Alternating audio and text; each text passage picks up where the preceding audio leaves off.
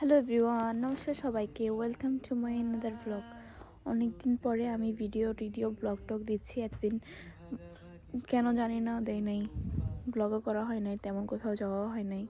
আচ্ছা, ওই দিন চলে গিয়েছিলাম আমি, অঙ্কুশ আর গোলু মিলে পেয়ারি তেহারিতে।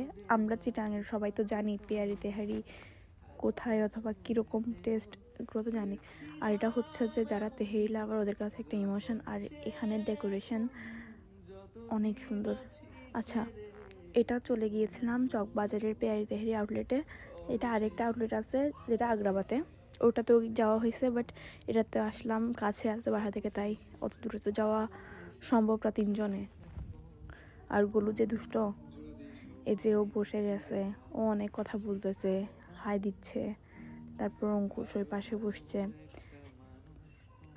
তারপর আমি আর গোলু ভিডিও করতেছিলাম। তারপর মেনু কার্ডও দেখাই দেই যারা যাবা। আগের মেনু কার্ড আর এখনটা চেঞ্জ হয়েছে, আগেরটা থেকে এখনের দাম বাড়ছে আর কি, যেটাকে দেখছি ওই দিন যাই বসছি। তারপর পানির বোতল নিয়ে কাড়াকাড়ি করতেছিল অঙ্কুশ আর গোলু, ওটাও দেখাইলাম।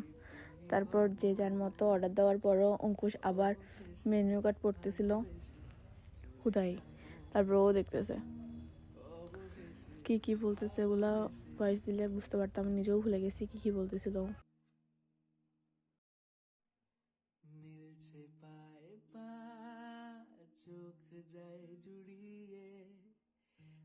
তারপর আর কি, আমি আর গোলু আবার আসছি ভিডিও করতে।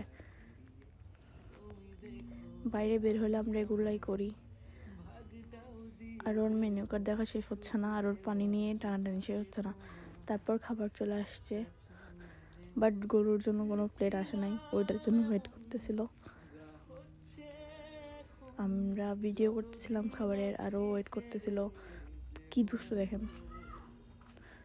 তারপর খাবার চলে আসছে, আমরা খাবার শুরু করে দিছি, ও তো শুরু করে দিছে। তারপর ও ভাবতেছে কি খাবে, কখন খাবে। আর তেহেরি টেস্ট তো সবাই জানোই, পেয়ারি তেহেরির টেস্ট কেমন। অনেক মজা অনেক মজা অনেক মজা। যারা তেহেরি খাইতে চাচ্ছ, ভালো তেহেরি এখনও টেস্ট করো নাই, পেয়ারি তেহেরি রিকমেন্ড করবো, ওইটা বেস্ট। আমরা চিটাগাং সবাই তো জানি পেয়ারি তেহেরি টেস্ট কেমন। আর যারা খাও নাই এখনও, তারা যাই ট্রাই করতে পারো।